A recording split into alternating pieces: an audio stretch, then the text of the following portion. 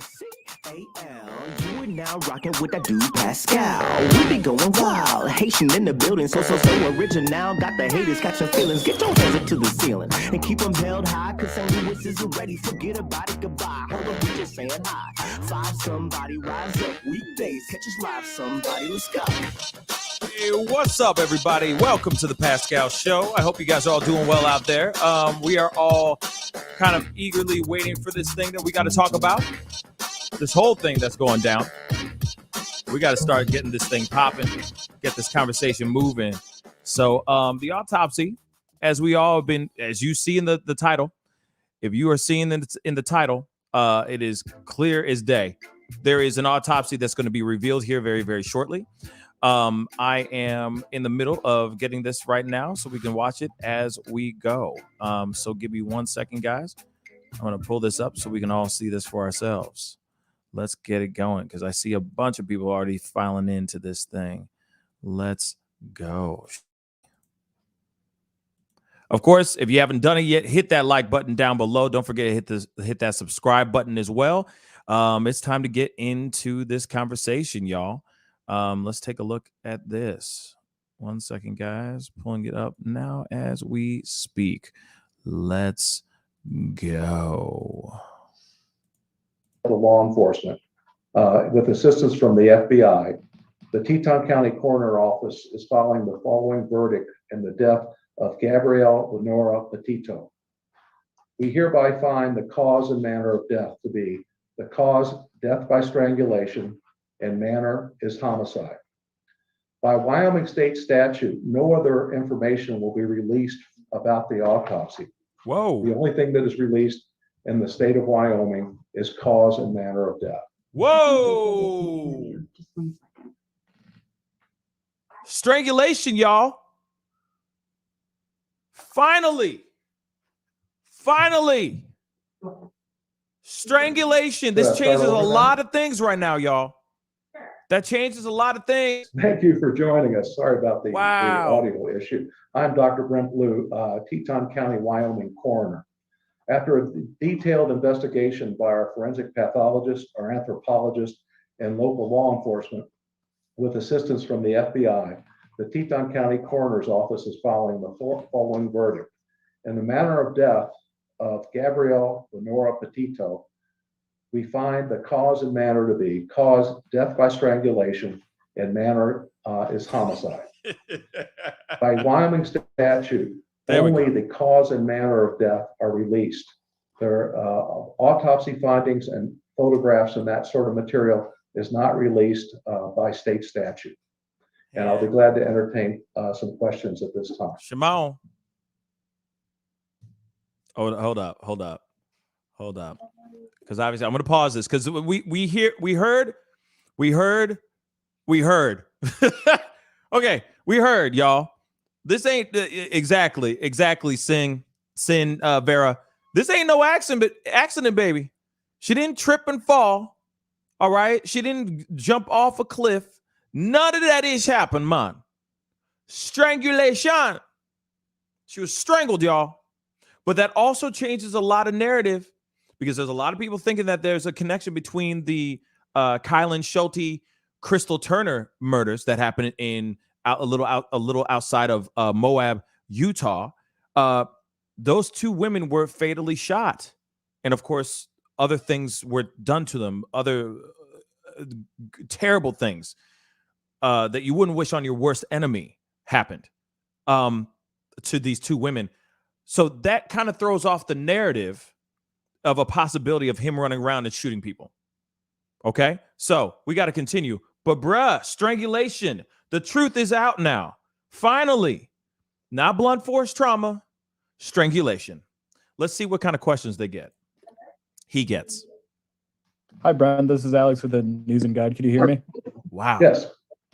I'm curious whether you're able to pinpoint a date of death and when, and if you know whether or when Gabby's remains will be returned to her family. Good question. The remains have been returned to the mortuary here, and the mortuary is dealing with the family at this time as far as the disposition of the remains. As far as the time of death, We are estimating 3 to 4 weeks from the time that the body was found. That is actually determined by law enforcement first, then They need to get their Zoom on point. Our office.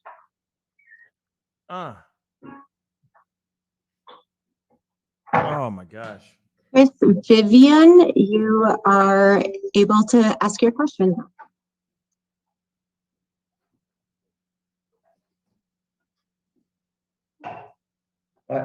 What's the question? I didn't hear a question.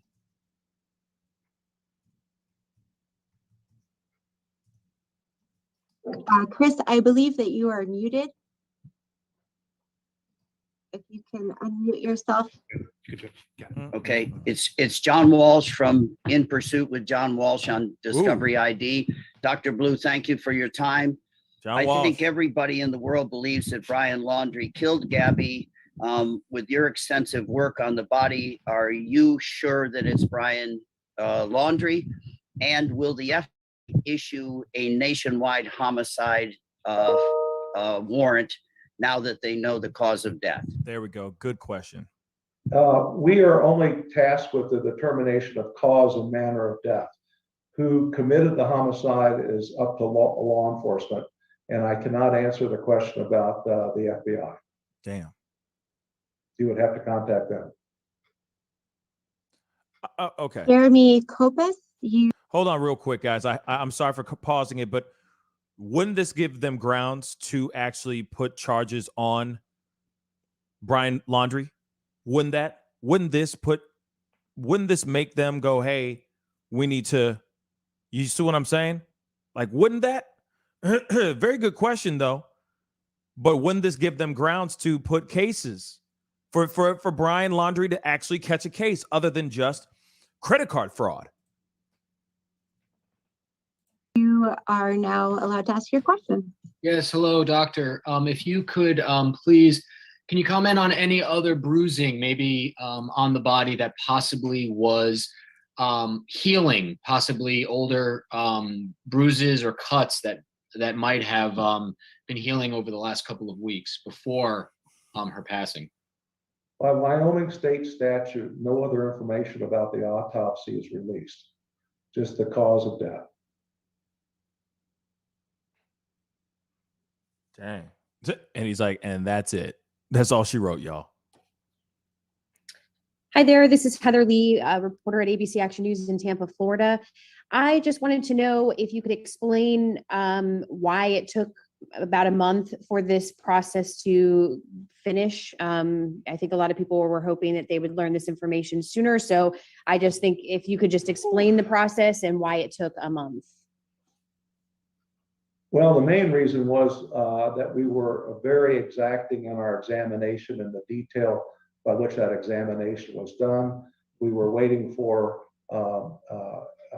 various specialists to come in and help us with this investigation. We were waiting on toxicology to be returned, and it was just a matter of making sure we had everything right.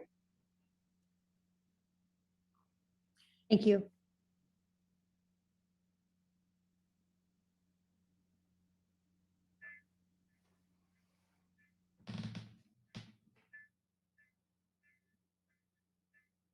Is there another question? Brian Enton, Oh, here we go, Brian. BE. I believe you're unmuted right now.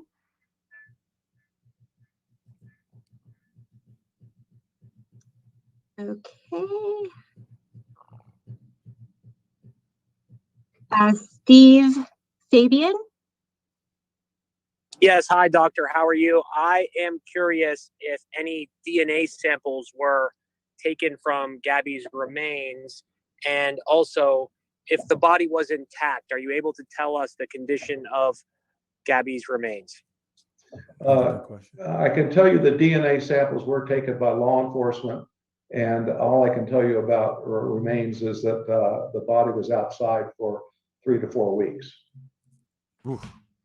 Brutal.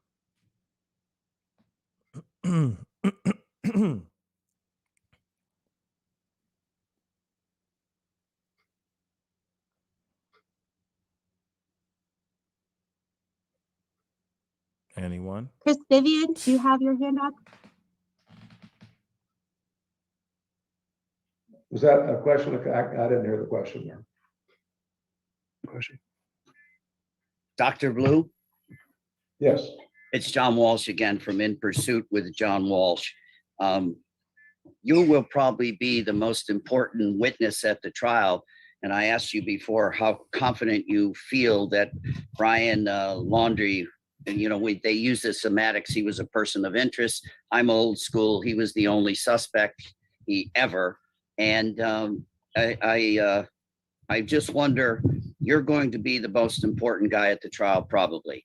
Do you have any doubts it's Brian Laundrie? I can't make any comment about any suspects because we are not involved in that part of the investigation. We are only involved in the investigation of the body of the deceased. So who committed the homicide is really to be determined by law enforcement. Right, but I thank you for your hard work. And I always say in so many cases I've been involved in, let the pathologist and the coroner do their work no matter how long it takes. So I think you've probably done a really good job on this case. Thank you for your time.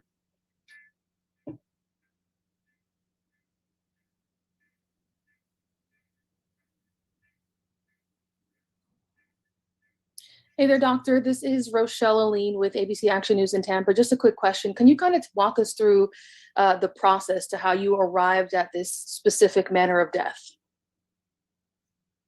In the state of Wyoming, there are 4 possibilities for the manner of death. They are homicide, suicide, accident, and natural. And those are the 4 choices. When we do an investigation, we look at the crime scene or the scene of the death, the scene of the body, the condition of the body, and findings at autopsy and toxicology. And that is how we arrive at the manner of death. So it really depends on lots of different circumstances. Dr. Stephen Fabian again from Inside Edition. Can you tell us if the body was buried when it was discovered or if the body was on the surface?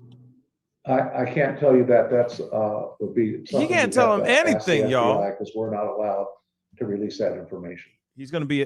I have a feeling the next few things are going to be sounding like he's going to sound like a broken record. He's just going to keep saying, I can't say anything. I can't respond to this. I can't say this. I can't say that, over and over and over again. Here we go.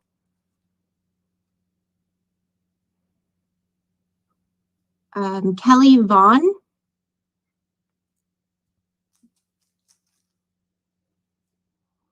Do you have a question, Kelly Vaughn?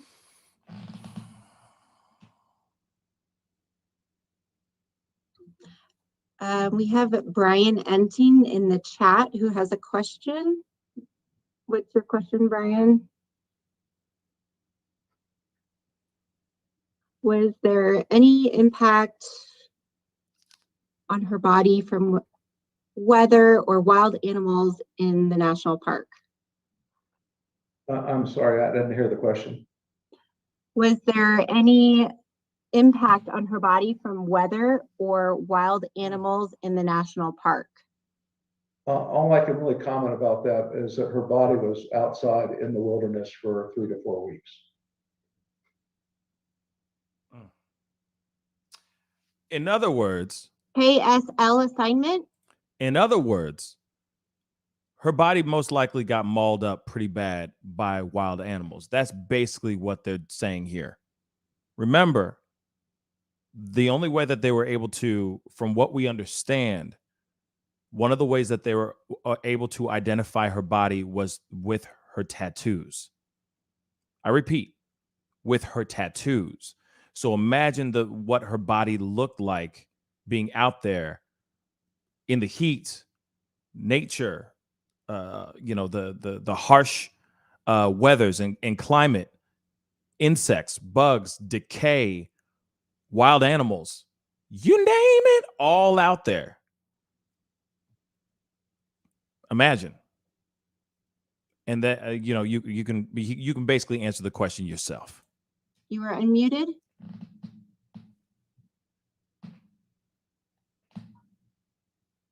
KSL assignment. Hello, Dan Rascone here from KSL TV in Salt Lake. Dr. Blue, can you tell us at all whether or not, was it believed that she was murdered there, location, or is it any indication that her body was drugged there or taken there, or can you give us any indication there? I can't comment on that. That would be something you'd have to speak with the law enforcement or the FBI.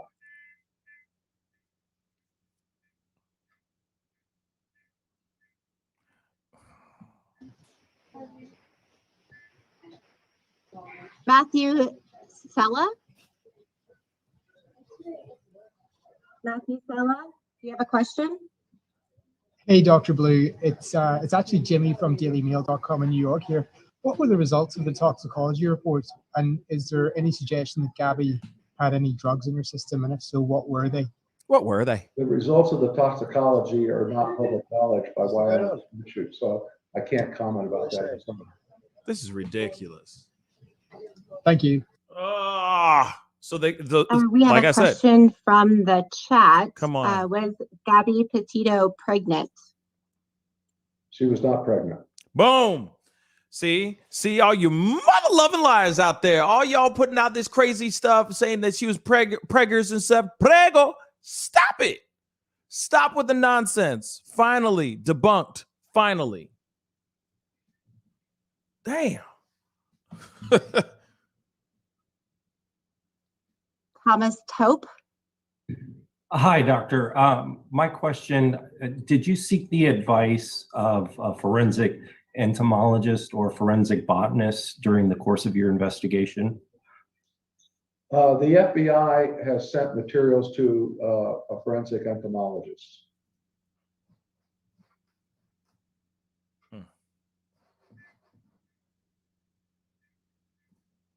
Like I said, not going to be able to answer not a damn 25 thing. News. Hi, doctor. This is Terry Parker from WPBF in Palm Beach County, Florida. I'm wondering if you said you were very thorough in this autopsy and examination. Could you give us an example of the type of test and analysis as you performed?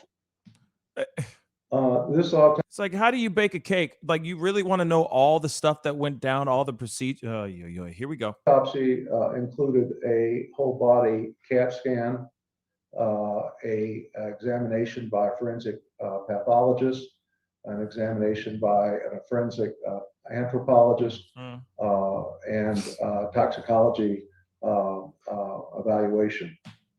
So we pretty much covered all the bases.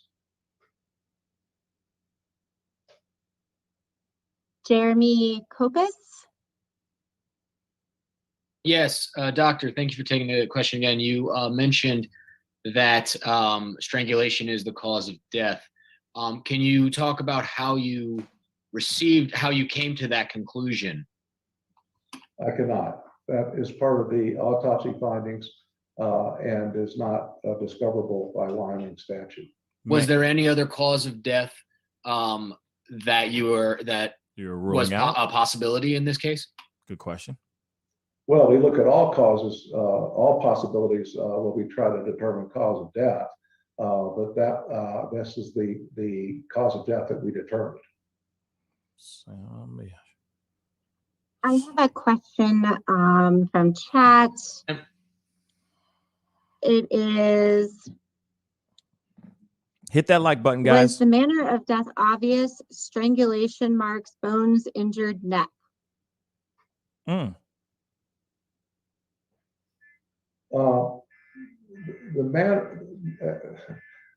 Nothing is obvious in a situation like this. So a detailed analysis was used both to determine manner and cause of death. I can't go into details on how we made those decisions. Kristen Thorne. Yes, hi, Dr. Kristen Thorne with WABC in New York. Could you just please repeat about how long you believe the body was out there? Unfortunately, the last time you spoke, we just didn't get a good film shot of you saying that. Would you mind repeating that? Our initial determination is the body was in the wilderness for 3 to 4 weeks. Thank you. So Again, sorry for pausing, because obviously it's going to be the same ass questions over and over again. But think about it, guys. 3 to 4 weeks out in the desert, out in the wilderness. Put all that into reality. The heat, all that, everything.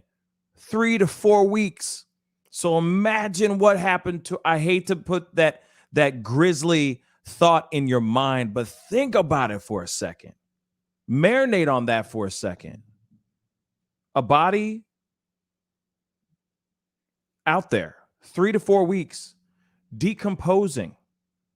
You got insects, you got birds, you got everything else, every other type of wildlife. Finding her body and possibly feeding off of this body. I'm sorry for playing it like that, but that is a good possibility. Like I said,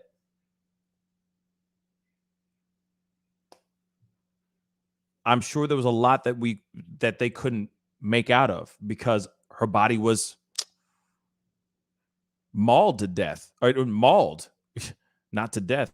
She's already been gone. But imagine, it's terrible, absolutely terrible. Jorge Fitzgibbon.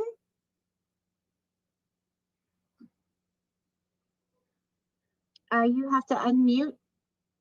I believe you're still muted. Sorry about that. Good afternoon, Dr. Blue. Relating back to the date of death, is there a date listed on the death certificate? The death certificate has not been completed at this time, and the death certificates of the state of Wyoming allow for approximate dates and variability in those dates. So I doubt, well, there will not be an exact date of death on the death certificate. Eileen with News 12. Hi, doctor. This is Eileen LaPalmer from News 12. We sort of asked it a little bit, but is there a way that you can explain how you know that it was strangulation? Sometimes I know that a hyoid bone could be missing. Is that something that you discovered in this case? I can't comment on that because it would be a finding of the autopsy. And as I stated before, in the state of Wyoming, the autopsy results are not public knowledge. So then you can't clarify whether it was manual strangulation or with an item, correct? That's correct.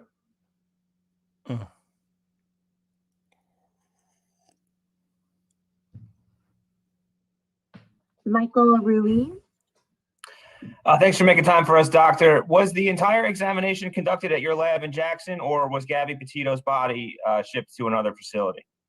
The examination was done entirely at our board in Teton County, Wyoming.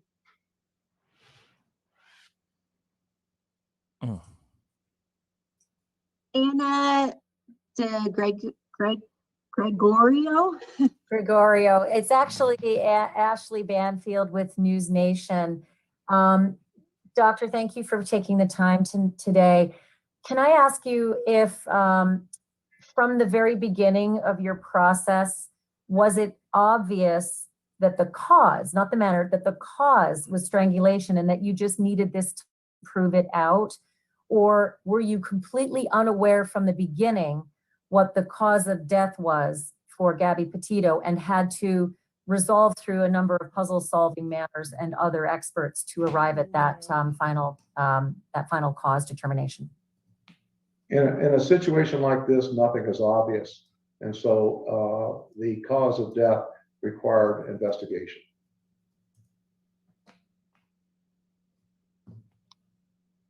We have a William Walke.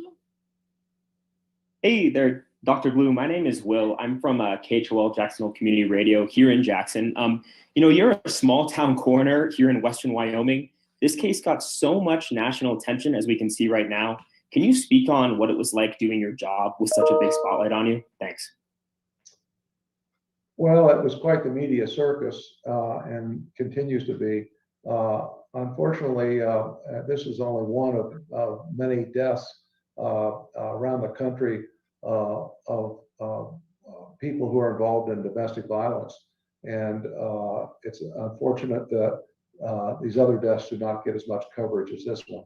I'm assuming that because the deceased was a blogger, that this received more coverage than others, but there are a lot of both men and women who have lost their lives that aren't covered with this kind of media attention. Francis DeFiore.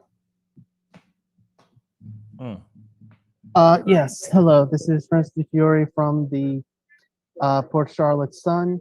I just want to go back to my previous question, although I imagine your response. Is there anything you can tell us about how exactly you determined it was a 3 to 4 week period before death? I can't go into that kind of information at this time. Real quick, obviously we already know about this. I mean, he's going to keep repeating this over and over again. But real quick, there was no choice, or there was no so far I haven't seen anything in regards to her without her head. So I know that you guys are saying that or talking about that in the chat.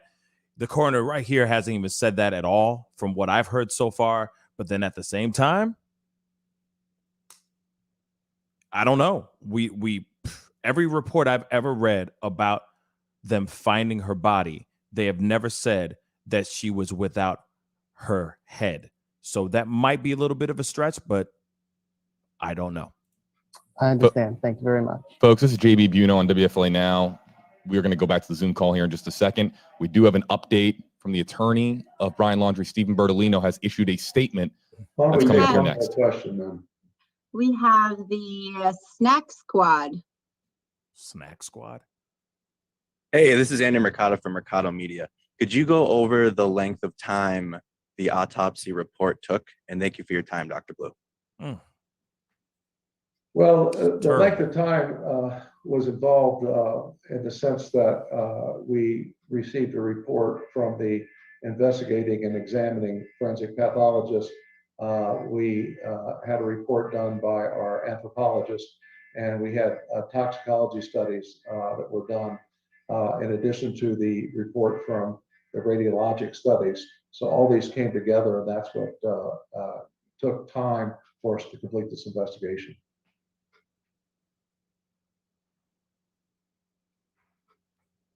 Hi, doctor. Could you speak to the state of decomposition, and did that at all hinder your investigation? Yeah, I can't comment on that. She was not pregnant, guys. That was debunked a little bit earlier. So if anybody, Diana Rose is asking, she was not pregnant, just so you know. Dr. Blue, would you like to take any more questions? Unless there's other specific questions that haven't been answered already. Right, you've been saying it 15. Close this, and thank you all very much for your participation. And I can tell you that I will not be answering any other detailed questions about the autopsy. As I said, state statute prevents us from doing that. So contacting me by email and phone is not going to reveal any additional information. But thank you for your time, and I appreciate your interest. Dr. Blue, I have one more question. Is there a way to determine if this was accidental or deliberate? Another good question. You mean in the sense of a homicide? Yes. That would be up to law enforcement to make that determination. Have mercy, bruh. Come on now. Thank you. So coroner came on and did nothing. Again, thank you all very much. He came on to say one thing and one thing only: strangulation. Can I leave now? Can I leave now? Breaking news on WFLA. We got some more stuff right here. JB Buno. Here's Johnny. Gabby Petito, at just 22 years old, died of strangulation, according to the autopsy conducted by who you just heard from, Dr. Brent Blue of the Teton County Coroner's Office. An answer that tells us how she died. But so many of you here in the comments asking, will there ever be justice for Gabby? Hey there, folks. We're live on WFLA Now. That was, of course, I'm sure, hard news for a lot of people to digest. Gabby Petito dying of strangulation, according to this press conference that was called here today. October 12th, 2021 here, 2:30 Eastern time, 12:30 Mountain. And you just heard from Dr. Brent Blue here, but we do get a really couple of key pieces of information here from Dr. Blue. And I want to start here, Justin, if we can. Frozen up, buddy. Oh, you are frozen. Yes. Let's get that fixed. Let's get that fixed for you. A lot of new information to go over. Yeah, so let's fix the camera for Justin, and then we can get him back. And now he is back. There we are. Okay, so the key piece of information, Justin, 3 to 4 weeks. 3 to 4 weeks. Again, the main headline, the cause of death, according to the Teton County coroner, is strangulation. Again, they had previously told us her death was a homicide. He again confirmed that today. Again, the coroner says he believes her body was in the wilderness there for 3 to 4 weeks from the time it was found from before when she was killed. He was very tight-lipped on questions about who might have been responsible. JB, we saw a few questions from John Walsh about the person of interest in this case. But again, he said that is up to the law enforcement community to determine who is responsible for her homicide. Let's get to some of the comments and questions that are coming in here. We have, of course, let you know that you can use hashtag HeyJB, hashtag HeyJustin. We're live across all of our platforms right now, WFLA.com, the WFLA app, WFLA's Facebook page, and WFLA's YouTube page as well. Hello to all of our interactive audiences here. So let's get to some of the comments and questions that have come in here over the last several minutes. And I want to get right into it. From Kim Brower here, hashtag HeyJB. If the time of death is 3 to 4 weeks, let me explain Kim's comment here, exactly what was said here. So from the body being found, that was September 19th is when the body was discovered there. Correct. The remains that, of course, then they would go on to confirm, match the description, and then was, in fact, Gabby Petito. It was 3 to 4 weeks before that Gabby Petito died of strangulation. And those dates are, so within that 3 to 4 week time window now, that makes it 22nd to August 29th. But I'm going to bring up here, I'm going to read Kim's comment here, then I'm going to put it away because we're going to get to the timeline here. And I see Walt Buteau is hanging out. And Walt, if you'd like to sit down, you're more than welcome to sit on a mic if you'd like. We're kind of all just kind of processing this news here in the newsroom. Kim Brower, hashtag HJB. If the time of death is 3 to 4 weeks, that means that he killed her right after being separated. Could this be why he came home for a week to get his exit prepared? And this is just one of the different types of comments that we're seeing out there.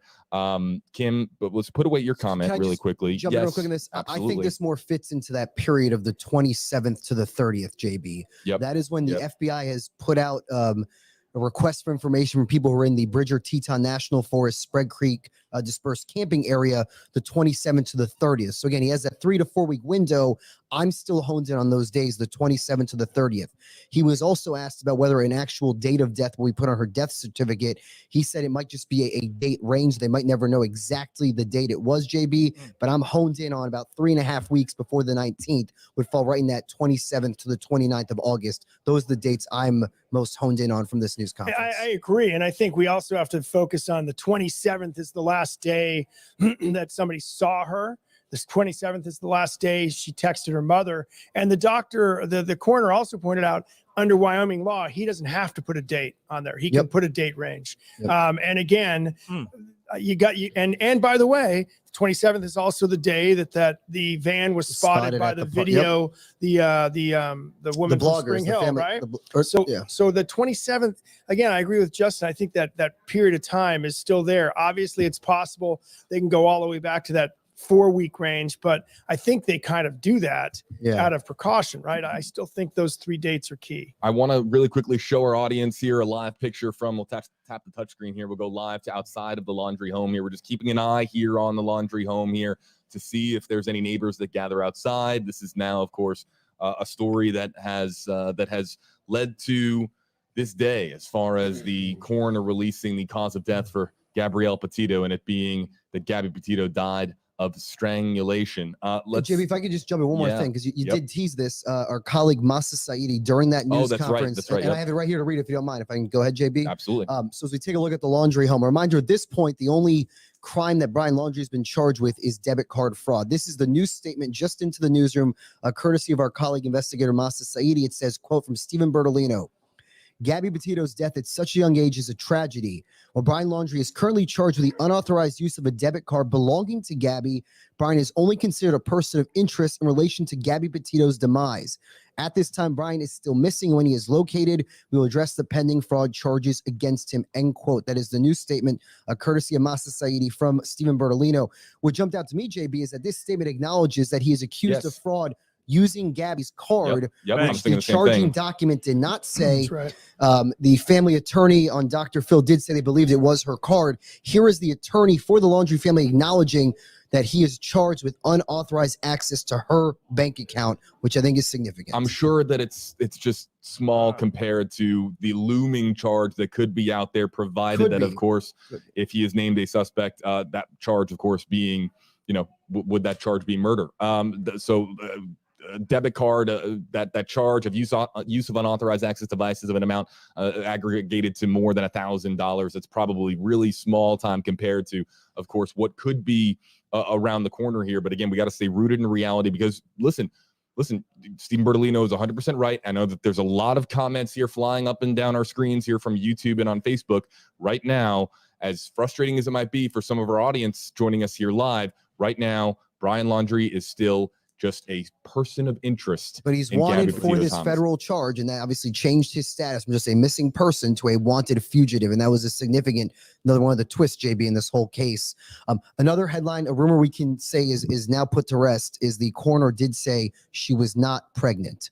That's been a lot of speculation. There's another hard no when that was asked. So I want to mention that to any of our viewers just joining us. There have been speculations, analyzing photos near the white van, but the coroner came out and said definitively Miss Petito was not pregnant at the time of her death. We have a ton of #HeyJB, #HeyJust. You can also now use, of course, #HeyWalt for 8 on your side. Senior investigator Walt Buteau joining us here in our stream center. And let's get to Debbie Solis's comment, because Justin, you shouted this out to the newsroom as soon as we heard this. Debbie, KJB, #HeyJust. Did Dr. Blue, he made the statement regarding domestic abuse. Did he slip up there in that moment? I think he might have.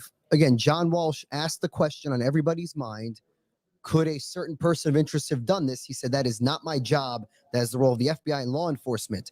But when asked about all the attention this case has received, he did make note of there are a lot of, sadly, other instances of domestic violence across the country. And the use of those two words, I did not expect to hear that, JB. For most of the press conference, he was very straightforward with the medical analysis, but he did make that comment. And as Debbie heard it, I shouted out here in the newsroom. I was surprised to hear that mention as well.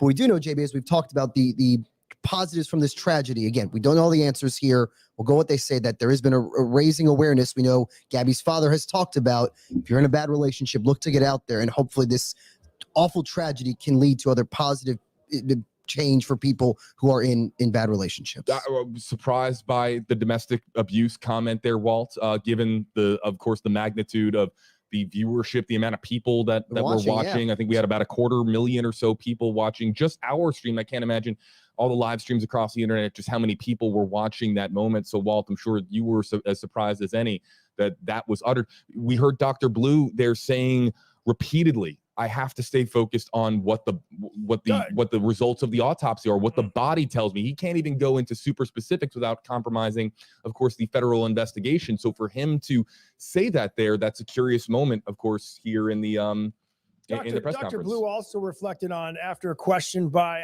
it seemed like I think it was a Jackson, Wyoming reporter about, I think he called him, whether it's true or not, a small town coroner. I mean, he's never faced that much media, nor will he probably ever again. So did he slip up? Perhaps he could have got caught up in the moment that many people actually for many days have insisted this must be a case of domestic abuse. That's why it's getting so much attention, right? We saw domestic abuse in this case involving Gabby Petito. To hint that the end of her life involved domestic abuse, obviously a potential slip up, but again, it's a puzzle that's being put together. And to Justin's point about about now knowing it's Gabby Petito's credit card because the attorney said that is something that many people have reached out to me, that I kept saying we didn't know it was Gabby Petito's credit card because we didn't. The document didn't say it. We know her family parents attorney did, but told they didn't say Dr. it to Phil. me. Yeah. They didn't say it to me. Yep. Now we have the attorney saying it. Again, it's pieces to the puzzle. The direct quote, we can go back, listen to the tape, was that Dr. Blue said this is one of many deaths involved in domestic violence. Those are the words I jotted down here as he said that. So we'll go back, listen to the tape. And again, it was a surprising moment given how tight-lipped he was about a lot of the questions. In the Mr. Bertolino is going to get a lot of questions about that statement, obviously. Yeah. Well, this was Dr. Blue. The one I know, but Mr. Bertolino is going to get questions about that statement, right? Yeah. Yep. Let me pass along here one more time. I want to read Stephen Bertolino's statement one more time because people are still asking for it. One more time. One more time. This is Stephen Bertolino, Brian Laundrie's attorney now, responding here during the press conference. Now, not even waiting for the press conference to be over, responding during the press conference. And it reads as follows: Gabby Petito's death at such a young age is a tragedy. While Brian Laundrie is currently charged with the unauthorized use of a debit card belonging to Gabby, Brian is only considered a person of interest in relation to Gabby Petito's demise. At this time, Brian is still missing, and when he is located, we will address the pending fraud charge against him. In the words of the Petito family attorney, he is, quote, hiding, not missing. That is what Mr. Stafford has said on the record. He was reported missing. Really quick, because we're about to lose this shot here. Just one more quick look here from outside of the home here. Very quiet outside of the laundry home. So people were asking, what is it like outside the home right now? Nothing to report as any activity there at the laundry home. Wait for tonight, though, baby. You know for a fact it's going to be flooded tonight. You know, it's lunchtime for a lot of people, and there's a lot of kids getting off of school right now. Parents are picking up their respective children. People are getting off of work here in a couple hours. I guarantee you that lawn is going to be filled, or that road in front of that house, the laundry house, is going to be filled with people. Filled. Now they're going to sit there and go, we need to know what the hell is going on. Of course, I wanted to bring up, we're going to bring this feedback. I promise you guys. Hold on. Don't worry. We are going to be bringing this feedback, okay? But at the same time, ain't it really messed up to think that we are doing this? Now we know some big pieces. Finally, we can finally throw out the idea that this woman was pregnant. Finally, because there's so many people going, oh, she was pregnant, and therefore this, that, and the third, and those photos leading up on the log. Quiet. No more of that. All that is gone now. All that ish is gone. Speculations on that, over with. Now we know how she left this earth. Strangulation, everybody. Strangulation. There it is. So for those of y'all who are sitting there going, oh, yeah, blunt force trauma, it was a gun, it was this, that, and the third, she was stabbed, whatever. Nope, she was strangled. My question I would have asked the coroner is, do we know how she was strangled? Do we know in what way? Was it with rope? Was it with his bare hands? Is there any proof? Are there fingerprints? Was there anything left on her? But I know he's going to say like things like he's going to respond what he's been, keeping in the back of, that he's been saying by rote, like, I can't answer that. I can't answer this. I can't say this and I can't say that. That's up to them and that's up to these guys in this department and this, that, and the third. But I would have asked, was it a rope? Was it a belt? Was it an extension cord? Was it his bare hands? How was she strangled? Because clearly, it takes somebody to strangle. It takes somebody else to strangle a person. So it can't be like she just tripped, fell on a rope wrapped around her neck, and suddenly she strangled to death. You see what I'm saying? That doesn't make any bloody sense, right? I got a super chat, and don't worry, I will be bringing back up that feed because I want to hear, I want to see what else they have to say here. Jamarcus, thank you so much for the $5 super chat. She was probably about to leave him, especially after the last argument at the restaurant. And notice there's one seat cover missing. Could have used that. I never noticed a seat cover missing, but at the same time, I mean, those are hey, that's a very good theory. It's a damn good theory. I got Brian in the house. How you doing, sweetheart? You're muted again, just so you know. Hey. Hey. Thanks so much for hopping on. I will be opening up the phone lines here in a little bit, but we definitely got to talk about this, okay? We just heard a bunch of stuff, a bunch of bombshells all at the same time. One thing that has been debunked for sure. Well, two things that have been debunked or proven for sure. One, Gabby Petito was strangled. She died by strangulation. Two, she ain't preggers. She ain't pregnant, y'all. We can finally put that thing to rest. All the gossip commentators that have been covering this thing can all maybe delete those videos finally, because that stuff has been debunked. All right. She was not pregnant. And also the other thing, Baloney Bertolino had to make a statement exposing that ass again, showing that he used Gabby Petito's debit card. Boom. We all have been thinking that he used her card. Whose card wouldn't he? You know what I mean? Who would he steal from? Gabby, of course. You know for a fact he knows her PIN number, all that stuff, right? Piece of cake to do that. Grab and just and get your money. So clearly, Bertolino exposed that ass too. This is a crazy day of revelations, a crazy day of information. Breon, what are your thoughts on this, man? I gotta ask you. You're hearing it live right now with me. You're watching in the chat. Mm-hmm. I will be opening up the phone lines, so get ready to dial in the number here soon. But what are your thoughts on this? This is crazy, man. This is crazy.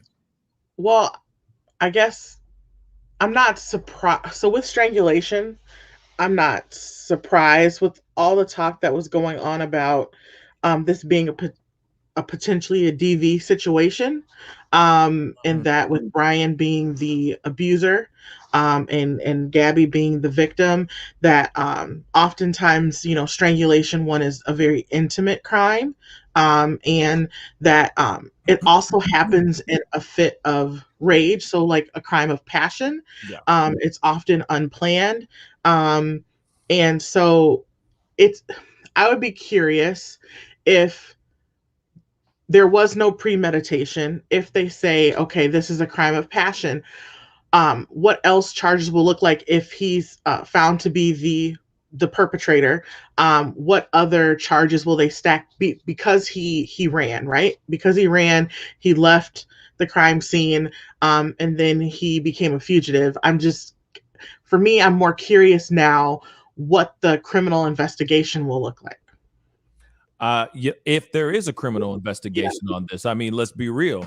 Seems like this guy is only going to be brought in for fraudulent debit card usage on his dead fiance's card.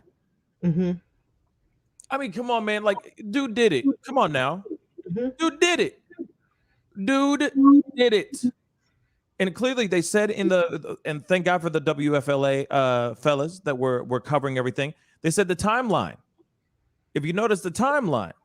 So if I'm correct, and correct me if I'm wrong, what I gathered is Brian went home, came back, then allegedly strangled her. Mm-hmm. So he went home first, thought about it, went all the way back home, back out to her, and then she was strangled.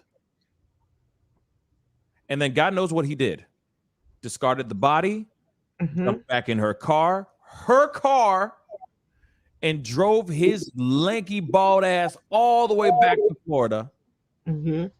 Had some time with the fam, went on a couple camping trips. Then he got into, allegedly, according to the parents, got into that Mustang because he wanted to be one with nature, with the swamps. So then he jumped in the Mustang, drove his lanky bald ass out to the swamps, and just went ghost. Mm-hmm. He had plenty of time to think about this.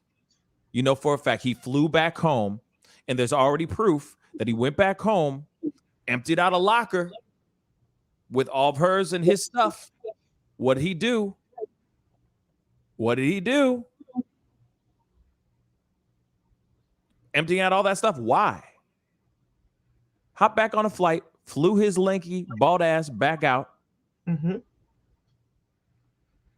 Does the unthinkable. Like I said, the math is starting to math again. Mm-hmm. Except the last part where the parents are like, he left on Tuesday. I'm so sorry.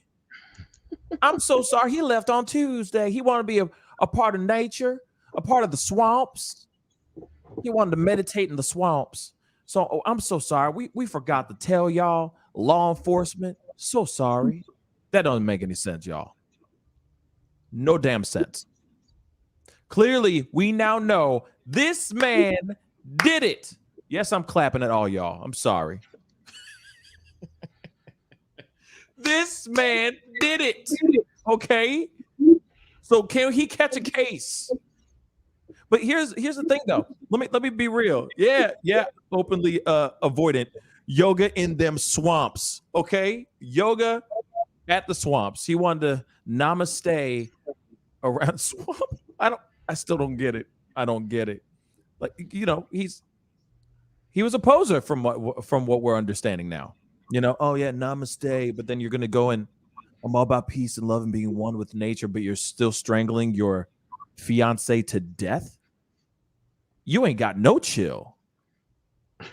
No chill. No, seriously. When you see those videos where she's smiling and in the background he's sitting on his, clearly he went to some place that sells patchouli and incense, and he's like, oh, that rug looks really cool, so I can use it on the trip so I can meditate and be one with nature. I'm sorry, I'm gonna roast him. I don't care. This dude is a piece of work, and this dude needs to be brought to justice immediately. But he is straight up poser. Come on.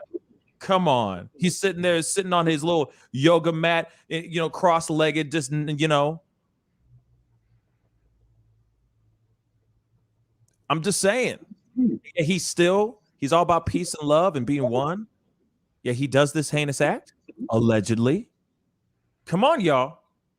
I ain't got time for this. Paths can be charming. I mean, that's all about the manipulation game. So, ain't that something? Mm-hmm. You see what I'm saying, though? It just doesn't make sense to me, y'all. And here's the other thing I'm going to say, too. It don't change nothing. I'm going to be real. Even if he catches a case, all right? Even if they catch a case and he goes, oh, you know, he's being wanted for murder and, you know, muerte. Doesn't change anything. It doesn't make them find him faster. I guarantee you that. He's still going to be out on the land. They're still going to be combing these swamps looking for a man wanted for murder if they were to put murder on his head. But they haven't done it, and even if they do it now, it ain't going to change one damn thing, because he's still out on the lam. He's still out on the loose, hiding in somebody's basement. I guarantee you that right now. He all up in somebody's basement right now, or he's in some crates in some white box 1-ton truck driving across state lines right now. I'm telling you. He had time to think about this stuff, y'all. He flew home, thought about it, flew back, did the dirty deed,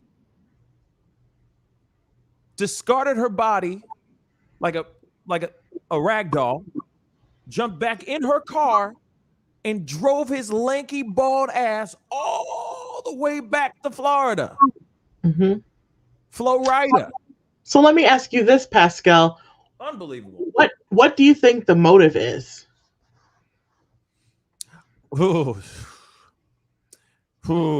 Okay. So I'm just saying he did all of that. All of that. What's the motive? Okay. I got theories. Okay. I got theories. You know what? I got theories, and I'm going to get it close. I'm going to bring it close because I want you guys to understand what I'm saying here. This is my theory, okay? So hear me out. Here's my theory. Okay, You guys, can you hear me? All right. My theory is that, how do I say this? I'm just going to say it. I think she was talking to another dude. I think there was somebody else involved, not somebody else involved in the death of her, but I think he flew back home because there was obviously some tension going on. Maybe those past few months that they were having, that they were on this trip, was a trip from hell. Maybe she wanted out of the relationship. He was like, hey, I'm going to get in my plane, or get on a plane. Sorry, he ain't John Travolta. I'm going to get on to it, jump on a plane. I'm going to go home and I'm going to give us some space. So she's like, okay, fine. He flies home. He does whatever he needs to do. But I think at the same time, I think there was so much jealousy inside of him that was rotting away from him, or rotting away in him. Sorry. So therefore, he comes up with a plan, maybe. Or, here's the other thing, though. Here's the other thing. There's still the possibility, and work it out with me, guys. All right, just grace. Grant me some grace here. There's still a possibility that he did it before he flew out.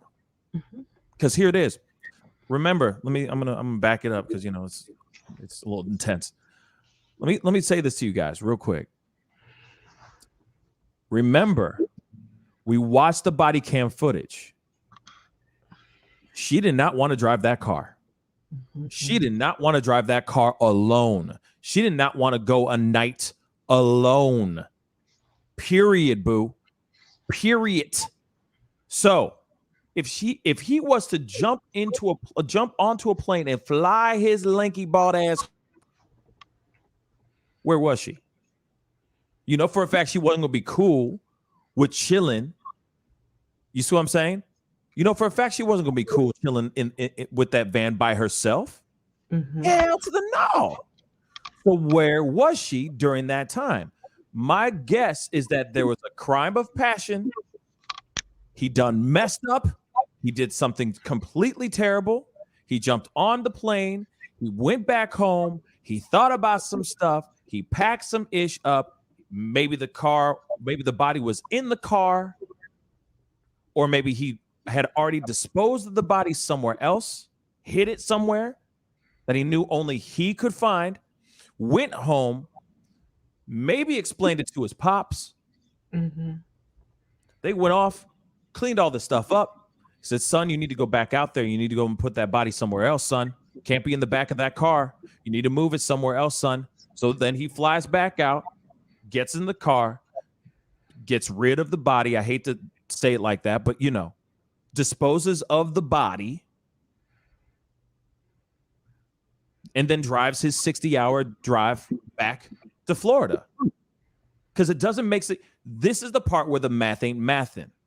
All right? Because if you see in the body cam footage, she's tripping balls about being in that car alone for one night. Just for a few hours, y'all.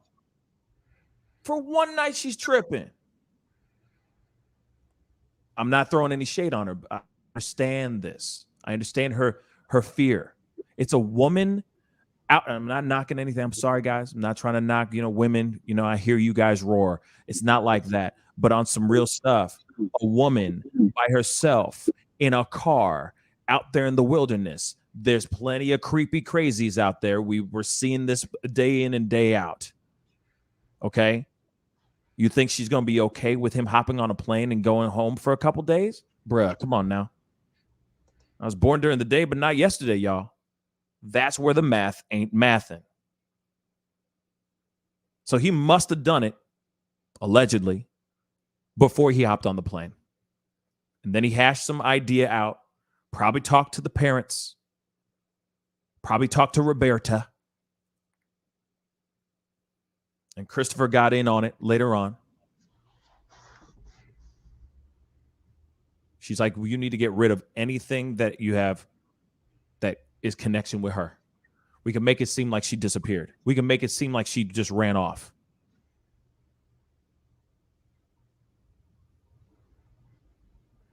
He flies back, gets in the car, disposes of the body, gets in it, drives back.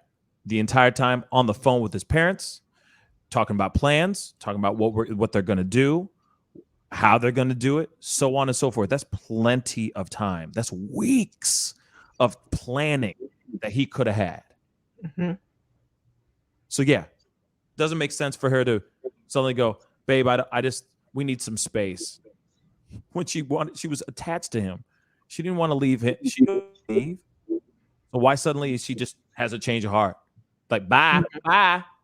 No, that's not the Gabby I saw in that body, in those two angles. Both times she's tripping hard. Mm-hmm. Yeah, and I know we talked about that briefly, that trip home. I think I had said, well, what if, he had gone and had said something to his dad and had been planning things, or was getting things straight, or was trying to get his story straight, and they lined up the lawyer at that point in time. And I think that him going home is critical, but that's another thing that brings to question is if it happened before he flew home also, did she contact anyone? Had her family heard from her while he was away? Like, we're talking about leaving a woman by herself alone. I don't recall how long Brian was gone for, but like, she didn't text her friends. She wasn't doing anything online. Like that's the stuff that I'm curious about. Like, she's an avid content creator whose family says she communicates all the time, whose best friend says that she hears from her even when times were rough with Brian, that she was there and Gabby was telling her. But I don't think we've heard if anyone heard from her during that time. Like, and if they didn't, I think that you're really onto something, that it's possible that all of this happened way before, or when he had flew home, got all that stuff, wasn't being smart, was doing all those things, and then came back and then disposed of the body. Because hold on real quick. I had the timeline wrong, because Lily Rice, thank you so much for the comment. Somebody else said it too on Facebook. Janice Hutchinson Burroughs said they had a fight on the 27th. This was after he came back. So at the Piggly Wiggly, or the Wiggly Merry Little Piglet, or whatever it's called. I'm sorry, I'm pulling up this other one too. Hold on. Lily Rice said it as well. So I was wrong. I'm sorry. Damn, my entire theory. Damn it. But I don't think he flew. Okay, so here it is. Let me take this. Let me change it then real quick. But I don't think he was premeditated about it. I don't think he flew back home and said, all right, I'm about to do this. No, I think literally something happened where it was a crime of passion. I think that maybe. Yeah, no, I appreciate the correction of the timeline. But I do think that there was some sort of argument about something else, like maybe someone else. Maybe she was starting to talk to somebody else, or maybe she was basically threatening to leave him type thing. I mean, why would he fly back home for that time to give her space? But like I said, it just doesn't make any sense. Why would she want space? Why would she be okay being left alone when she was freaking the hell out of it about being alone when the cops showed up? That's the part I'm still trying to wrap my mind around. Or maybe it wasn't her that wanted space. We know that sometimes in these DV situations, the abuser wants control, right? Wants control of everything, but also may not want to be smothered, may not want to have to answer for anything, may not want to have to communicate. So someone that wrote, what if he had been the one who was seeing someone else, or was doing his own little dirt? Well, a person who wants to be in control, who's also an abuser, will do those things. Like, you're being too clingy, I don't want all of this. They will threaten to leave. They will do all of these things. just to try to keep the person there, but then let the person know that you cannot exert any control over me. So it could have possibly also been a control tactic on the end of the abuser, which in this case appears to be Brian himself. So, with that said, I can see him being the one trying to manipulate the situation and it not actually being her. She may have been like, no, don't leave me. Like, I want you to stay. I want you. And he's using it as a way of control. Like, I'm going to leave you. You're this, you're this, you're this. But he really is just getting off on her needing him. So. Yeah, it's crazy because, if you really think about it, she said he grabbed my face, right? In the body cam footage. She didn't say anything about him hitting her. She just said he grabbed my face. Imagine somebody grabbing you in the face. That's not a kind feeling. That's not he isn't gently caressing her face with his hand. No, he's smushing his hands around her face like this and probably telling her to shut up or calm the F down or something. That's an uncomfortable feeling. And that's somebody doing that. Period. That's insane. So imagine that, but turned into this. And it just goes a little too far. Mm-hmm. And it could have been, don't leave me from her perspective. Or it could have been the other way around. Don't leave me. Because she just said, I'm done. Wait, she's taking control now? What the hell? You never know. She's calling the shots now? Oh, hell no. I'm the alpha. I'm the man. I'm the captain now. Could be that too. It's heartbreaking, y'all. It's absolutely heartbreaking. I'm going to open up the phone lines because I'd love to hear y'all's theories. Now we know, without a shadow of a doubt. Oh man, y'all comment fast. Y'all know there's the truth now. Gabby Petito has died from strangulation. She has died from strangulation. Death by strangulation. So, I'd love to hear your thoughts on this. Okay, give us a call. The number's pinned to the top, 314-766-4581. I'll tell you what, though. Can I just say one thing? Oh, go when ahead. You all call, turn your volumes down and talk to Pascal via the phone and don't listen because there'll be a delay because I don't want to laugh again. Please don't make me laugh again, folks. Yes, please. And, don't be drunk if you're going to call. Okay. Just saying that too. Okay. Appreciate it. Love you. So love you guys. But yes, phone lines are open. But like I said, this is a very interesting situation and death by strangulation. You're on the mic with the Pascal Show. What's your name? Where are you calling from? Pascal, it's Amy from Arkansas. Amy from Arkansas. How you doing, sweetheart? What's on your mind? Speak on it. I'm doing all right. I expected this to turn out to be strangulation. It's typical in a domestic violence situation. The thing that baffles me is it just from hearing like Gabby's dad talk and whatnot.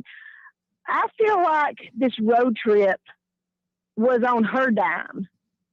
It was on her dime, her money, her van, and her family, kind of helping out or whatnot. I don't think Brian had any money of his own.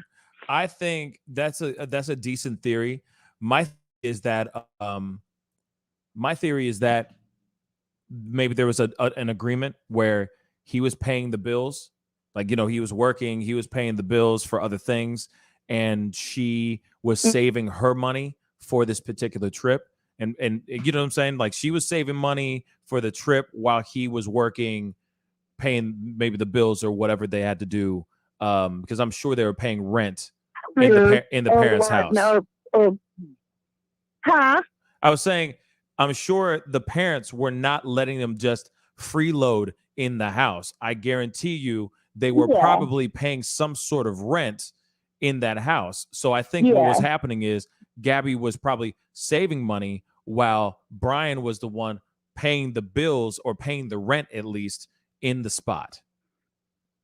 Yeah, we just don't have any, we just don't have any of that information. That's, the Laundrie family's personal, information or whatever. Right. But the trip home and the storage locker thing has always baffled me, because what kind of parent has you fly home clear across the United States practically, and spend hundreds of dollars for a plane ticket to come clean out of storage or move your stuff out of a paid storage place to a free shed out back or whatever. That just never made any kind of sense to me. Because they were supposed to have been home in October. So, I mean, how much rent could you have been paying on that storage locker that you would spend hundreds of dollars for a round trip plane ticket? But I mean, I believe that, things were getting bad between them. It was escalating. The incident on the 12th in Moab, and then the incident at the Mexican restaurant on the 27th. And whatever he was mad about at that restaurant, he was pretty angry, because they said he came back in 4 different times, and she came in bawling and crying and apologizing and everything. And I know when I've been mad in situations and just be coming back, and another thing, and let me tell you that, and just coming back. Yeah. And I feel like it escalated all the way back to the campground from there. And then when they got back to the campground, he snapped. Yeah, went to hell in a handbasket. What's crazy is, I mean, obviously these are all theories, right? We don't know everything. We don't know the thing. I see Peggy is sitting here saying he had no money, living at the Laundries on their dime, on the Laundries dime, I'm assuming. And I don't know. I from my understanding, he was like getting paid to make art, because he's like, he's an artist. That's all I knew. Yeah. But who knows how much money he was making from that? True. And then God knows what she was making, what kind of job she had, if she even had a job, what kind of job she did have.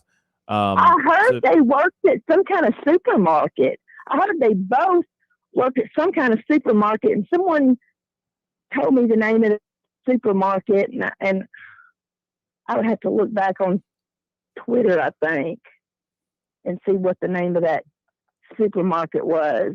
But it's some kind of a supermarket chain there in Florida. All the different states have different, supermarket chains. Yeah. Oh man. Yeah, I don't know. Quizmatics is saying Publix that she was working. She quit her job to come on the road and try to, make this whole vlogger thing. Yeah, because I mean van life thing happen. Obviously they were taking influencer. Obviously they were trying to take a risk, and they were thinking, wow, these van life videos and this van life genre is really blowing up. I mean, I remember there was another girl like 3 years ago that did one video about living in a van, and her subscriber base went past 1 million subscribers off one video. So I think that a lot of people would automatically think, oh, well, all I got to do is do a couple videos online, about van life, and I'll get a million subscribers, and I'll make a whole bunch of money. So I think that was probably their thinking, that they were going to go and obviously modify this car, modify this van, and go on the road and make a bunch of vlogs and hopefully become famous and popular for making this kind of content. Obviously, it didn't go that way. But I can tell you from my own experience that, you know, I told you when I first called into the show that I am a full-time RVer. I have been since 2017. And what they're saying is true. It gets lonely. It's isolating. It's just not all, you know, bunnies and roses, you know? Yeah. No, and especially when you're two people out there dealing with the stresses of just surviving, trying to live life, trying to do what you need to do. I'm sure money was a big issue as well. I'm sure food was running low. I mean, I can only imagine the possibilities of being groceries and things like that right. have, you know, doubled and tripled since the pandemic hit. I can vouch for that. Absolutely. But Amy, thank you so much for calling in. I really do appreciate it. Oh, you're welcome. I love your show. We love you back. We'll talk to you soon, okay?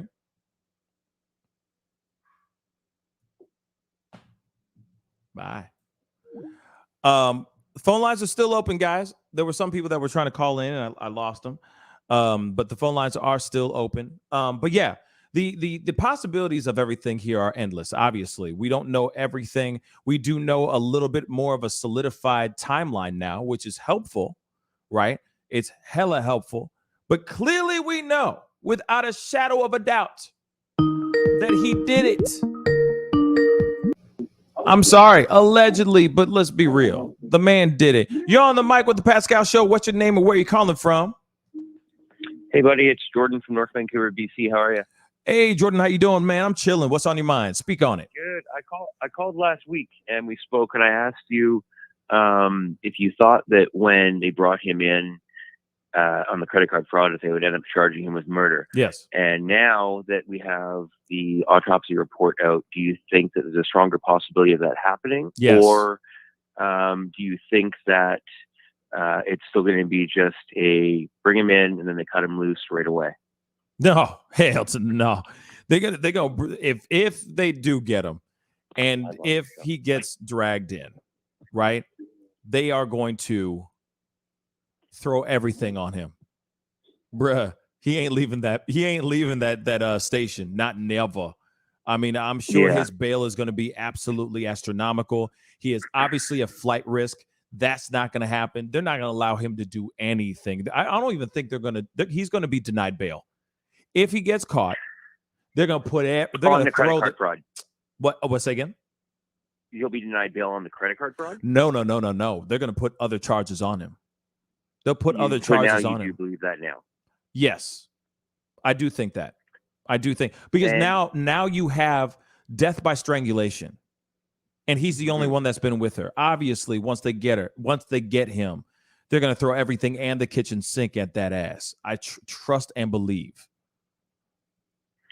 And is part of why you think that now, maybe because of the potential slip up by the coroner when he was saying domestic abuse is a common problem, and I don't remember the exact terminology they used, but do you think that is that part of your theory to that as well, that there was a slip up potentially on the coroner's questioning? That's a very good question, man.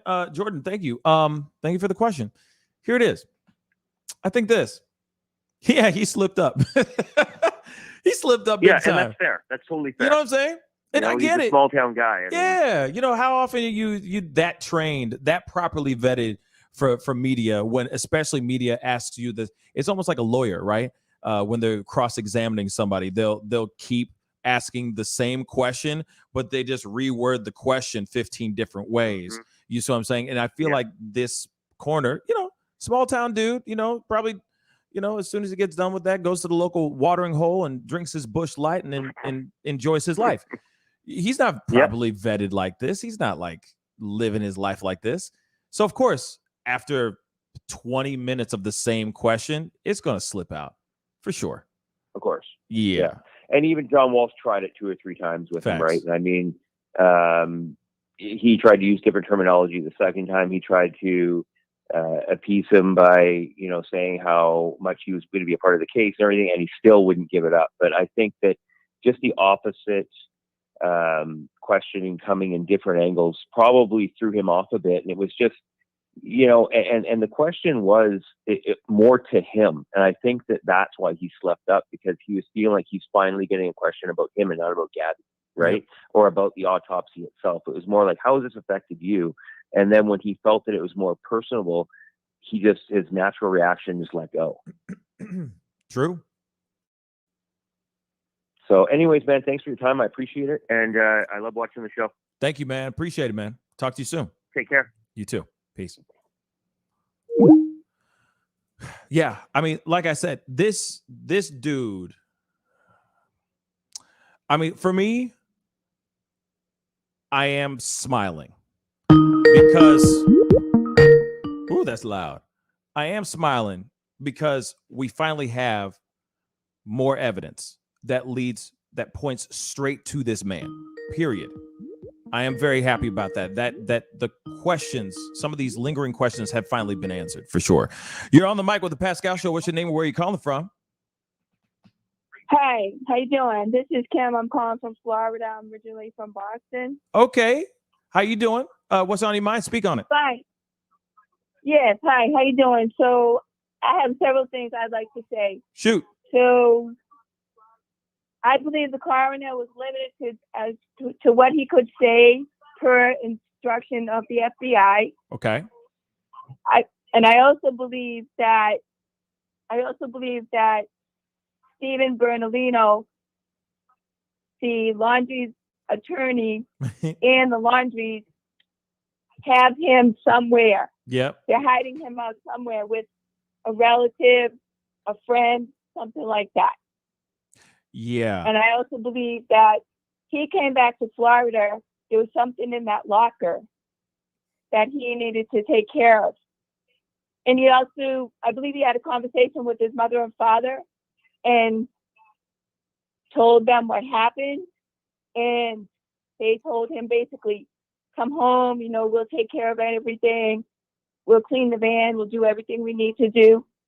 And I also, part of me thought before that he was part of Crystal and Kylan's case. Yes. But have they already apprehended somebody in reference to that? From last I checked, no. I mean, there are speculations, people, but so far I don't know. Breon, do you know about that at all? I don't think I do. Yeah, no, see, that's that piece. I don't think that they have somebody there. I don't think they have a person of interest. I think that's still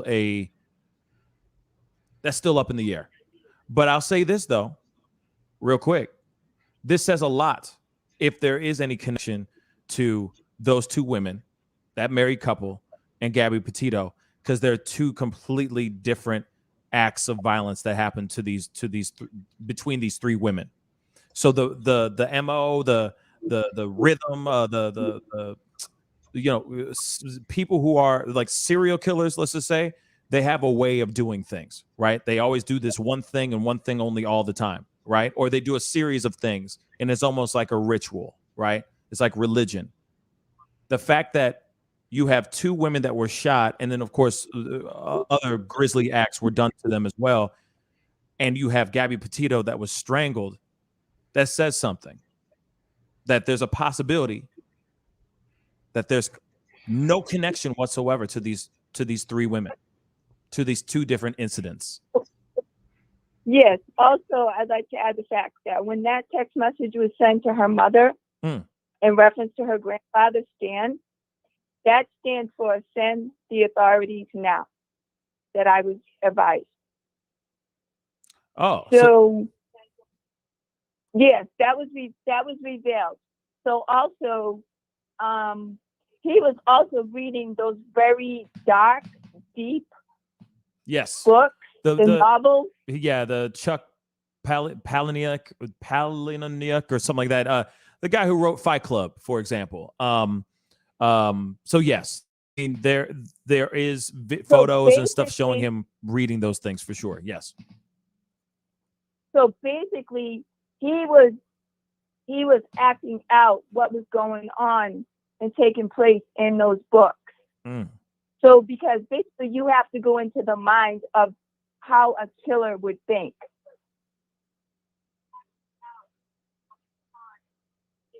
Yeah, I mean, if there's any connection between him being inspired by these books and him, acting out this violence on his fiance, they haven't proven that yet because obviously we don't know. We haven't heard from the horse's mouth himself. But yes, he has been reading a lot. Like from photos, they show that he's been reading a lot of very dark literature, a lot of dark material. So I mean, I guess the only thing we can do is we could speculate, but I don't know if that's confirmed that it's something that inspired him to do what he did. I honestly think, in my heart of hearts, this was an act of passion, and that this was something that, I don't know, just a very heated, messed up fight. Pascal, I believe Moab PD dropped the ball. There was red flags all over it that he should have been taken in for domestic. And I've worked for Boston Police Department, and I have family in Boston Police Department, and they said when they go through their training, they're trained to look for certain things, and it's common sense. I had a sister who was a victim of domestic violence. So part of me feels like this is premeditated. Yeah. I mean, and those are my thoughts. I appreciate your phone call and thank you so much for calling. I mean, those are solid theories. I think a lot of people have the same theories as you. And I think the only way we're going to really find out is if we get him. We have to nab this mother lover and bring him to justice, bring him in so we can actually find out what the heck is going on. I think that's the only way that we can really get this nipped in the bud. But you were going to say? Right. And like I said, I don't know what it's going to take to crack the parents. They already started with Cassie. So, but the lawyer, Stephen Bernardino, if you Google him, he's involved in some other type of shady real estate dealings. Wait, sorry. One more time. Who is involved with that? Who? Stephen Bernardino, and also the laundry and different real estate dealings that have gone bad. Okay. That's interesting as well. I mean, obviously, Baloney Bertolino has been doing some very interesting things for sure. That guy just needs to just not say anything anymore. But hey, I do appreciate you calling in. Thank you so much. Thank you so much. I've been so consumed with this. This has really touched my heart. And justice for Gabby and prayers to the Petitos and the Schmidt family. Absolutely. Thank you so much for the phone call. Thank you. God bless. You too. Thank you. Bye-bye. All right. I'm going to quit this for a second. So yeah, real quick, we got to do this for 2 seconds. So enjoy. What's up, everybody? It's your boy Pascal. I got something very, very awesome and very exciting to share with you guys. In light of it being Breast Cancer Awareness Month, we have some new swag, y'all. Look at this. Beautiful, beautiful pink hoodies with the Pascal Show logo on it. We got shirts and sweatshirts specifically for breast cancer awareness. I keep trying to make that thing work, and it just is not wanting to be my friend. I hate it so much. I hate that so much. Dag nabbit. Well, remove it from there. See, I can't, they won't allow me to have nice things. What's up, everybody? They won't allow me to have nice things, man. They won't allow me to have nice things. Brian, I'm just saying, they just won't let me have nice things. I'm going to try this again this way, though. This is what we're going to do. Here we go. What's up, everybody? It's your boy, Pascal. I got something very, very awesome and very exciting to share with you guys. In light of it being Breast Cancer Awareness Month, we have some new swag, y'all. Look at this. Beautiful, beautiful Pascal Show logo on it. We got shirts and sweatshirts specifically for breast cancer awareness. Some of the proceeds will be going to breast cancer awareness. So please go hit that link down below. Buy these limited edition hoodies. Let's not forget. And I also will be signing each and every single shirt or sweatshirt that is actually bought. Hopefully you guys like wearing pink. I do. They do, obviously. Peace. Yes. So those are available right now as we speak. I got to do this. Unfortunately, you know how it is. I got to keep the lights on, you know, but you can see right here, proof positive. They're very real. They are very, very real. Okay. Go to thepascalshowmerch.com. I just put it up in the chat. Get yourself a t-shirt or a sweatshirt. Boom. T-shirt right here. All right. Proceeds go to breast cancer awareness. Help save the boobies. Okay. They're very important. They're not only just nice to look at. All right, guys. They actually are, you know, help raise the world. Okay. So please, I know, Brianna, I'm sorry. I'm sorry. Oh goodness. I'm trying to be a gentleman, okay? But we do have these pink hoodies and tees, literally, and every single one, like I said, that you buy will be signed by me. I'm not kidding. Autographed by me. All right. So please go give all that, support the show and all that. And like I said, save the boobies. Come on, man. Just save them. Boobies need love too. Right? See, I feel weird saying all this stuff and I'm not, you know what I mean? I got my female co-host on the show. She ain't even saying, damn right. Well, you know we'll just say it's a conservation effort because boobies are also birds. So. Oh, good point. I forgot about that. Breasts. Okay. Save the breasts. Like it's just boobies. It's fun. Breasts, clinical. You see what I'm saying? Mammaries, very clinical. You see what I'm saying? So I'm going to hell somehow with that one. But seriously, we got some nice swag. Like I said, I'll show it one more time. Just the wow. Oh, shoot, F it. I love the hoodie. I'm not gonna lie. But here's the front of the hoodie, real quick. We're gonna go back to the conversation, I promise. Here's the front of the hoodie, right? And then on the back, I'm not lying. It's got the year. Okay? Specialized, limited edition. Okay? So go to thepascalshow.com, all right? And go get you some, all right? Like I said, autographed. Proceeds go to breast cancer awareness. Save the boobies. Save the boobies. I said save the boobies. Okay? I don't know why I sounded like Foghorn Leghorn, but I'm with it. Okay? So, Laura Estrada, thank you so much for the $5 super chat. Save the boobies is great. Yeah, see?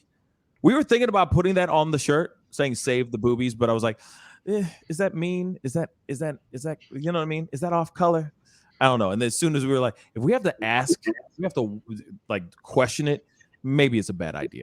So we just didn't go down that route. Maybe next year, because I'm sure we're going to be doing this every year for sure. As long as this show is existing,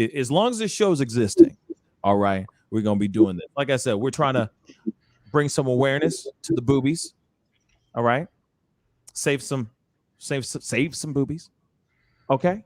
So anyway, let me open up the phone lines one last time. I just wanted to play that video real quick for you all. Okay. The phone lines are still open. 314-766-4581. I got a few more minutes and then I got to jump off, unfortunately. But we have now known now that here it is. She has died from strangulation. A lot of questions have finally been answered. I'm very excited about the truth finally coming out. All right. That's funny. Dory McNulty, thank you so much for the $5 super chat. Hello. I want to hear Medea do a commercial for the pink hoodie. You know what? One day, I'm gonna say right now, speaking into existence, one day, Tyler Perry will be on this show, and I'm gonna be like, why do we look like each other? Why do people think we look like each other? That's all I'm gonna say. Hey, you're on the mic with the Pascal Show. What's your name? Where you calling from? Okay, bye-bye. And just like that, gone like a thief in the night. So phone lines are still open. Like I said, I'm going to take a few more phone calls. Shoot. 314-766-4581. Okay. It is a great goal, Laura Estrada, of course. Laura Estrada. It's a great, great goal. I don't know why I did that, but just roll with me, okay? Yeah. So I'll just sit there and go, why? Who's better looking? That's literally what I would ask him. Yes. I'd be like, hey, Tyler Perry, you know what I mean? Who's better looking, you or me? Hello. Hey, you're on the mic with the Pascal Show. What's your name? Where are you calling from? Hello. Hello. Like I said, I'm going to take a few. Hey, do me a favor. Yes. Turn Hello, off this is the Pascal Show. Can you mute the show in the background? Oh. Okay. It is a great goal, Laura. Okay. Okay, there we go. What's your name and where you calling from? I'm calling from Victoria, Texas. Victoria, Texas. All right. What's on your mind? Speak on it. Well, I think they're being a little light on Brian. I mean, I feel like they're not going hard with him. Yeah, they've been not being that hard on him at all. Explain to me though, why do you think he? Oh, you got a little background. Okay. Why do you think you're good? Why do you think they've been light on him? Because they haven't found him yet. I feel like they just not, going hard on him. And plus, I feel like they're not questioning the parent too much either. So. Yeah, that part, I'm hoping that there's going to be a change of events. Excuse me. I'm hoping that there will be a change of events, especially with the parents. I'm hoping. Right. I'm praying to God that this changes to the trajectory of what law enforcement has been doing in regards to how they've been treating the Laundrie family and all that. They need to just straight up, now that they know it's death by strangulation. Come on, y'all. You know for a fact it was him. Allegedly, I have to say that because legal stuff, but allegedly, right. Okay. But we all know what really went down, y'all. We all know this. So they better bring those parents in and drill them until they start talking. Period. Right. They need to, because they went on a camping trip. What for? What were they going on a camping trip for? See? When he got back, I think a lot of us are still wondering where, why, what the hell, dildo. I mean, this is literally what we're all thinking. So definitely, I'm ready for this whole thing to be wrapped up. I'm ready for law enforcement to be pulling up on their drive, in their lawn, okay, with those big old SUVs, ruin their front lawn, and bring them in for questioning, period. Seriously, ruin it, And what's up with the neighbor? Why did a neighbor go down the street when he don't even live at that house when I seen a video of that? Wait, say that again. A neighbor went down the street? Excuse me? Yes. You remember the neighbor went down the street, called in a scene when he was hollering at some of the people that were at the Bryan family home? Oh, yeah. The altercation? Yes. The little Why fight? did he do that? I didn't understand that part. You know what? Let me tell you something. Think about this. I'm not justifying him at all because he was just being an ass. Okay. But just imagine real quick for me. Back in your hometown in Texas, you're chilling. All of a sudden, there's some sort of big commotion that goes on down the street, maybe a few doors down, just a few doors down from you. And every time you look out the door, there's people standing in your lawn. There's cars just parked right in front of your home. You can't even have friends or family over because the driveway or the road is just stocked up with all these people driving in and out of that every single day. Crazy and annoying as hell. People doxing you and asking you questions every single day, picking and prodding and poking you every single day, going, you hear anything about laundry? Imagine that every single day. At some point, you're going to snap. At some point, you're going to be like, get away from my home. Go away. Can you give me some peace? I hear you. See what I'm saying? So I can see why he snapped. I don't think it's justified at all. He was an ass for doing that. But I can see where everything is just kind of, you know what I mean, goes to a boiling point. You know, when you hear every day, think about this too. Not only are the Laundry family going through hell, those neighbors are too. Every single time a person goes up to their front lawn and screams into a bullhorn, you don't think the other families around them are not hearing that? Every single day. See what I'm saying? So at some point, it is what it is. Exactly. You know what I mean? And they're doing what they need to do. But I feel bad for the neighbors because the neighbors aren't a part of this. They didn't help them disappear. Maybe they did. You don't know. But at the same time, imagine that you're in prison with them. You see what I'm saying? You're in your own prison that you didn't even make. You know. So I think with that that's why, you know? Oh, okay. Well, thank you. Thank you. I'm surprised I got on. I was just making sure I was just dialing the number and I popped on. Yeah, I mean, I wasn't expecting to. Well, you won. Nice meeting you. Hey, it's nice to meet talking to you. It's nice talking to you. Thank you so much.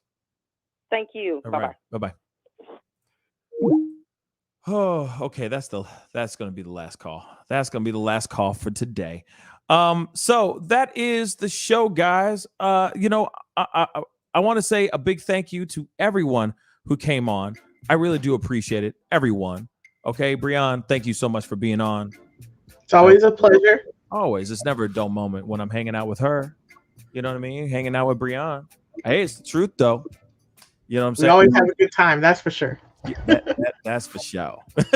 That is for sure. But guys, if there's any more developing information, before we go, I'm going to do one quick comb through here just to make sure there's nothing else popping off real quick.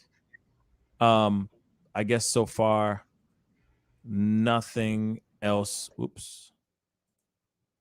Nothing else is up for now. Sorry, I'm just scrubbing through some stuff to see if there's anything else that was said. So far, there's nothing else. 19. Whoops. So far, it is what it is. Okay. So that is the show, guys. We now know what we have.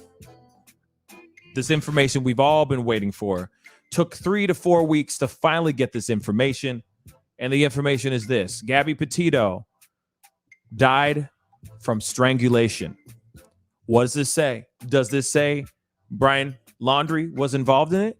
Was her death by his own hands or not? I think most definitely he had everything to do with it. He had his hands possibly around her neck, and that's terrible. So sad. So at least that piece of information is out there so that she can at least rest a little bit more. Does that make sense? That her soul can rest a tiny bit more. I know that's kind of cheesy, but at the same time, we finally have some evidence. We finally have some truths. We can finally stop saying that she was pregnant. For those of y'all who've been spitting out that lie that has been debunked, she was not pregnant. Clearly, this was a crime of passion, y'all. A crime of passion. And I hope to God they bring this man in. I hope he's still alive. Yes, I said it. The only way we're going to find out the truth of everything is if he gets brought back in one piece, or at least his heart's still beating. Okay? That's all I'm going to say. Okay? So, until we find out any more information revolving around this story, obviously it's still evolving. It's like an onion, right? There's just multiple layers. It just keeps going and going and going. You're like, when does it stop? Yeah, hopefully we're about to end here soon, okay? But if there's any more information, anything popping off, you know for a fact you're going to get it right here on the Pascal Show. Now, one thing I need to ask you to do, okay? Because I have to do it. You know what I'm saying? I got to, you know. Hit that like button, all right? Don't forget to hit that like button. And, of course, just destroy, nuke, annihilate that subscribe button, okay? That would really to us, okay? But anyway, it is time to get going. All right? Be good to yourselves. Be good to one another. And we'll see you guys very soon. This is the Pascal Show. Bye.